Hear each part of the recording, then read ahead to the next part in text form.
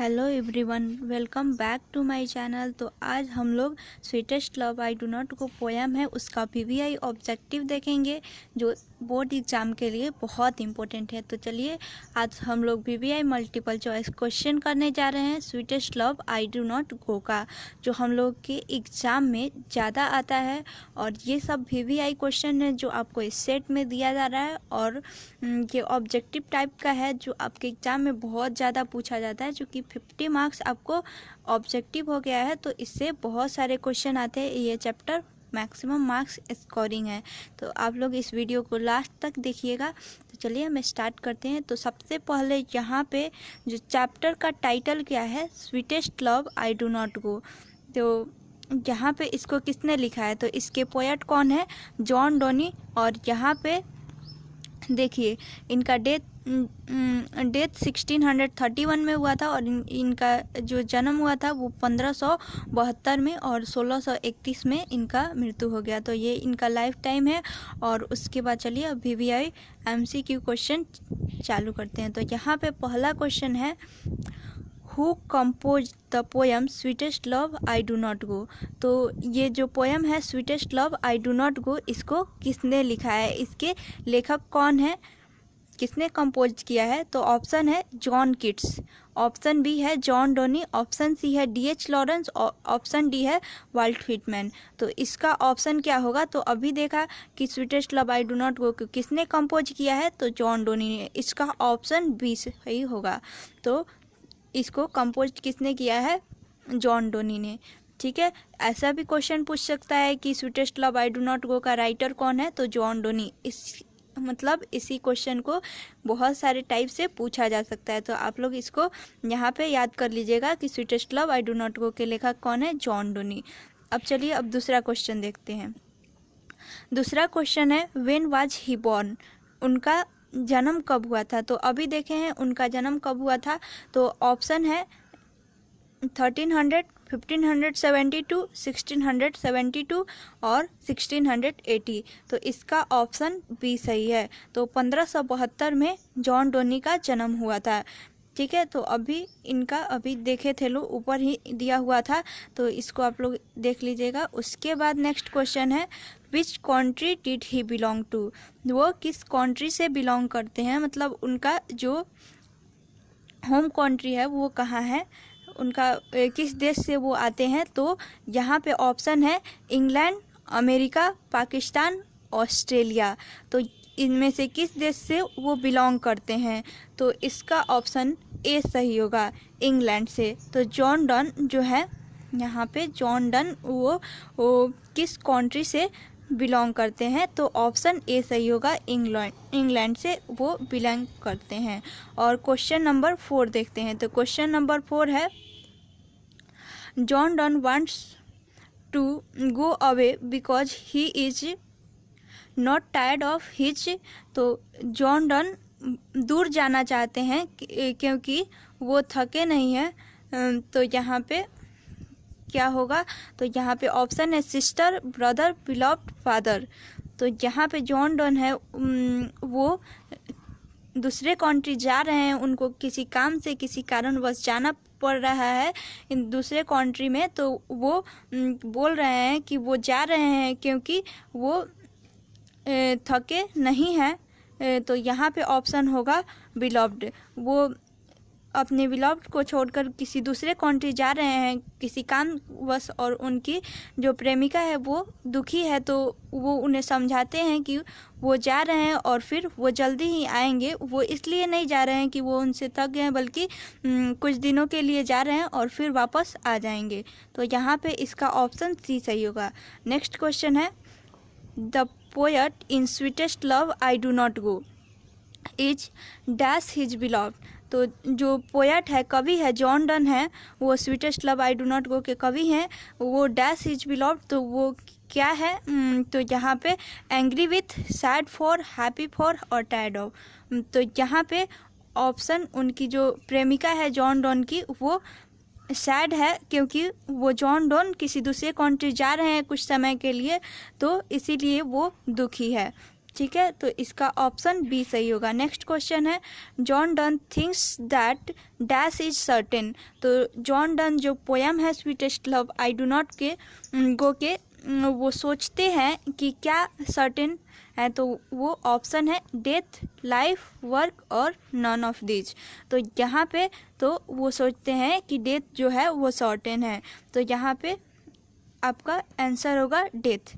तो John done जब जा रहे हैं तो वो सोच रहे हैं कि मृत्यु निश्चित है, किसी तरह आखिर जब कोई एक मर जाएगा तो किसी तरह दूर होना पड़ेगा। वही अपनी प्रेमिका को समझा रहे हैं कि डेथ जो है वो सर्टेन है, वो निश्चित है, इसीलिए वो दुखी न हो। तो नेक्स्ट क्वेश्चन है 7 number, the poet is better than the यहाँ पे ऑप्शन है, तो यहाँ पे कंपैरिजन हो रहा है पोएट का और क्या चीज़ का। तो पोएट खुद का कंपैरिजन किससे कर रहे हैं, तो यहाँ पे देखिए, जब कवि जो है वो दूसरे कंट्री जा रहे हैं और उनकी प्रेमिका दुखी है और वो बोल रही है नहीं जाने के लिए, तो कवि है वो उनको समझाते हैं कि देखो सन जो है वो रोज़ उगता है और रोज़ डूब जाता है, और वो रात को चूँकि रुक जाता है क्योंकि ऐसा इमेजिन किया गया है, यहाँ पे इमेजिनेशन करिए कि रात को सन नहीं रहता, वो रुक जाता है क्यों, और सुबह जल्द ही वापस आ जाता है, क्योंकि उसके पास तो कोई पर्पस नहीं है। लेकिन पोएट के पास फिर वापस आने की इच्छा है, सन के पास कोई इच्छा नहीं है, वो रोज़ सुबह में निकलता है और शाम को ढल जाता है, लेकिन पोएट के पास इच्छा है वापस अपने देश लौटने के लिए। तो यहाँ पे ऑप्शन क्या होगा, सन। तो इसमें अदर ऑप्शन देखिए, मून, सन, अर्थ, जुपिटर, तो इसका ऑप्शन बी सही होगा, सन। तो the poet is better than the, यहाँ पे होगा सन। तो कवि जो है वो सूरज से अच्छे हैं क्योंकि उनके पास इच्छा है और वो वापस फिर अपने देश आना चाहते हैं और वो जल्द ही लौट आएंगे, ऐसा अपनी प्रेमिका को समझाते हैं। अब नेक्स्ट क्वेश्चन है, his beloved says that she has a great love for dash. तो उनकी जो प्रेमिका है जॉन डोनी की, वो क्या कहती है कि उसके पास एक वो बहुत प्रेम करती है, तो किससे, तो इसका ऑप्शन है जॉन किट्स, जॉन डोनी, कमला दास और वाल्ट व्हिटमैन। तो ये किसकी प्रेमिका है, तो इसका ऑप्शन बी सही होगा, जॉन डोनी की प्रेमिका है जो उनसे बहुत प्यार करती है, और यहाँ पे इसका ऑप्शन बी सही होगा। नेक्स्ट क्वेश्चन है, John Donne feels that a dash is very hopeless. John Donne क्या फील करते हैं कि क्या है जो बहुत होपलेस है, कौन है जो बहुत होपलेस है, तो ऑप्शन है मैन, एनिमल, बर्ड और नन। तो यहाँ पे जॉन डोनी जो है वो अपनी प्रेमिका को समझाते हैं कि निराश मत हो, वो फिर जल्द ही वापस आएंगे। तो यहाँ पे देखिए, तो कौन है, उनकी प्रेमिका है जो एक मैन है, तो यहाँ पे ऑप्शन ए होगा। तो मैन जो है, मनुष्य जो है, वो सोचते हैं और कहते हैं कि मनुष्य जो है वो बहुत ही होपलेस होता है, वो थोड़ी सी विपरीत परिस्थितियों में सोचने लग जाता है, उसके विपरीत परिस्थितियों में दुखी हो जाता है, वो निराश हो जाता है, और साथ ही में वो भाग्य के भरोसे बैठा रहता है कि भाग्य में अगर कुछ अच्छा नहीं हो रहा है तो वो दुखी हो जाता है, होपलेस हो जाता है कि अब कुछ अच्छा नहीं हो सकता। लेकिन उसे होपलेस नहीं होना चाहिए, वो दिलासा देते हैं, वो समझाते हैं अपनी प्रेमिका को कि मनुष्य बहुत होपलेस है, लेकिन ऐसा नहीं करना चाहिए। तो यहाँ पे इसका ऑप्शन ए सही होगा। नेक्स्ट क्वेश्चन है, John Donne had seen the sun sitting dash night. तो जॉन डोनी जो पोएट है इसके, वो क्या कहते हैं कि यहाँ पे सिटिंग डैश नाइट, तो यहाँ पे सन जो है वो डूब गया था किस नाइट को, तो यहाँ पे ऑप्शन है यस्टरडे और टुमारो, कमिंग और नॉन। तो यहाँ पे टुमारो का कोई चर्चा ही नहीं है पोयम में, कमिंग आने वाले कल की चर्चा नहीं है, लेकिन बीता हुआ जो सूर्य था वो समझाते हैं कि कल का जो रात का जो सूर्य था वहाँ पे शाम होते ही ढल गया था और फिर सुबह आ गया। तो यहाँ पे सन सिटिंग यस्टरडे नाइट, तो ऑप्शन ए सही होगा। John Donne had seen the sun sitting yesterday night, उन्होंने पिछली रात को सूर्य को ढलते हुए देखा था और फिर सूर्य जो है उसके पास पर्पस नहीं है, फिर भी वापस सुबह में आ गया था। तो वो ऐसे बोल के समझाते हैं अपनी प्रेमिका को कि वो भी आ जाएंगे, क्योंकि उनके पास तो इच्छा है लेकिन सूर्य के पास कोई इच्छा नहीं है। तो चलिए अब नेक्स्ट क्वेश्चन देखते हैं। Who wants to gladly accept death? तो कौन है जो डेथ को एक्सेप्ट करना चाहता है? तो ऑप्शन है T S. Eliot, John Keats, John Donne, T H. Lawrence. तो यहाँ पे जो पोएट है जॉन डोनी, वो चाहते हैं डेथ को एक्सेप्ट करना ग्लैडली। और यहाँ पे नेक्स्ट क्वेश्चन है 12। John Donne is going to dash living his wife behind. John Donne है वो कहाँ जा रहे हैं? अपनी पत्नी जो उनकी प्रेमिका है उनको छोड़ के कहाँ जा रहे हैं? तो किस कंट्री जा रहे हैं? तो ऑप्शन है जर्मनी, इटली, इंग्लैंड, फ्रांस। तो वो जॉन डोनी जो है जर्मनी जा रहे हैं, तो इसका ऑप्शन ए सही होगा। लेकिन वो किस कंट्री से बिलोंग करते हैं? तो इंग्लैंड। इंग्लैंड उनका होम कंट्री है और वो जा रहे हैं जर्मनी। वो जर्मनी जा रहे हैं तो किसी कामवश जा रहे हैं, तो यहाँ पे इसका ऑप्शन ए सही होगा। और नेक्स्ट क्वेश्चन है who has been describe at metaphysical poet?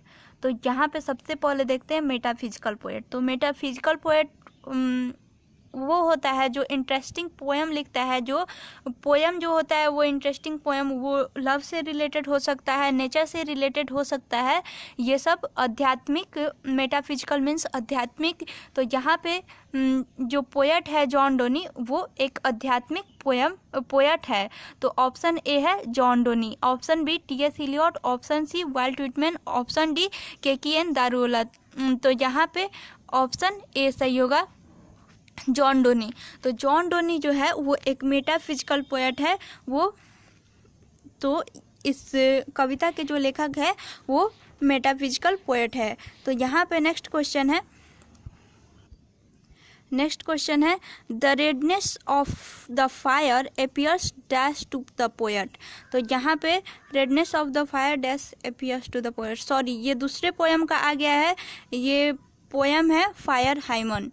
यहाँ पे फायर हाइमन जो आपको बाद में आपको ये पढ़ाया जाएगा, ये पोएम का ऑब्जेक्टिव। तो यहाँ पे इसका ऑप्शन होगा क्रूएल, ठीक है। तो इसका ऑप्शन ए सही होगा, आप लोग देख लीजिएगा। चूँकि ये भी क्वेश्चन भी आई है लेकिन दूसरे चैप्टर का है, फायर हाइमन नाम है, जो के.की.एन. दारुवाला लिखे हैं।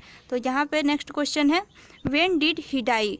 तो जो पोएट है sweetest love I do not गो के, वो कब मरे? तो इसका ऑप्शन क्या होगा? ऑप्शन है 1630, 1631, 1649 और 1651, ठीक है। तो यहाँ पे ऑप्शन 4 है, तो इसका ऑप्शन बी सही होगा, 1631। तो जॉन डोनी जो है वो 1631 में उनका डेथ हो गया और 1572 में उनका बर्थ हुआ था।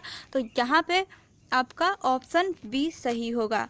तो इसका 15 का ऑप्शन बी। नेक्स्ट क्वेश्चन है the poet John Donne was the pioneer of. तो यहाँ पे क्या ऑप्शन होगा? ऑप्शन ए है new classical poetry, metaphysical poetry, classical poetry और नॉन ऑफ दिस। तो जॉन डोनी जो है वो किसके पियोनियर है, कैसी पोएट्री के? तो यहाँ पे ऑप्शन बी सही होगा, मेटाफिजिकल पोएट्री, क्योंकि वो एक मेटाफिजिकल पोएट है इसीलिए वो मेटाफिजिकल पोएट्री राइट करते हैं। अभी क्वेश्चन में बताया था मेटाफिजिकल पोएट्री क्या होता है, जो इंटरेस्टिंग पोएम होता है और लव और नेचर से रिलेटेड होता है, ठीक है। तो ये पोएम आपको लव से रिलेटेड है।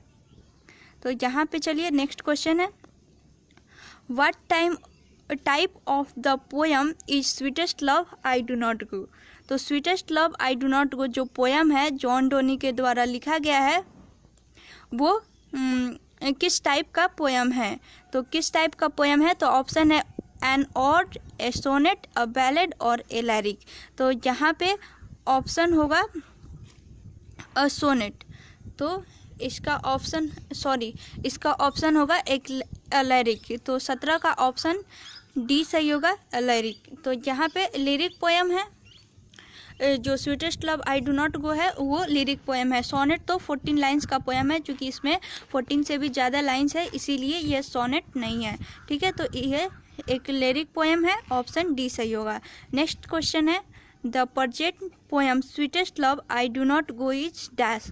तो जो पोएम है जॉन डोनी द्वारा लिखा गया है sweetest love I do not गो, वो किस टाइप का पोएम है? तो ऑप्शन ए है पैट्रियोटिक पोएम, ऑप्शन बी है लव पोएम और ऑप्शन सी है non of this.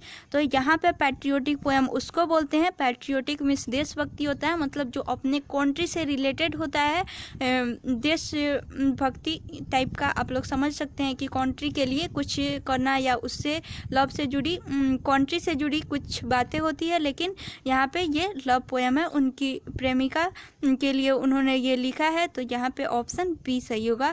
The present poem sweetest love I do not go is love poem, तो ऑप्शन बी सही होगा। नेक्स्ट क्वेश्चन है John Donne is known for his. तो यहाँ पे ऑप्शन क्या होगा? जॉन डोनी जाने जाते हैं तो वो किस लिए जाने जाते हैं? तो ऑप्शन है सटायर, सॉन्ग्स, सोनेट्स, सेरमन्स और ऑल। तो यहाँ पे आपका ऑप्शन डी सही, ई सही होगा, ऑल, क्योंकि जॉन डोनी ने सटायर्स भी लिखे हैं, सॉन्ग्स भी लिखे हैं, सोनेट्स भी लिखे हैं और सेरमन्स भी लिखे हैं। तो जॉन डोनी ये सब के लिए जाने जाते हैं, इन्होंने ये सटायर, सॉन्ग, सोनेट्स और सेरमन्स सब लिखा है।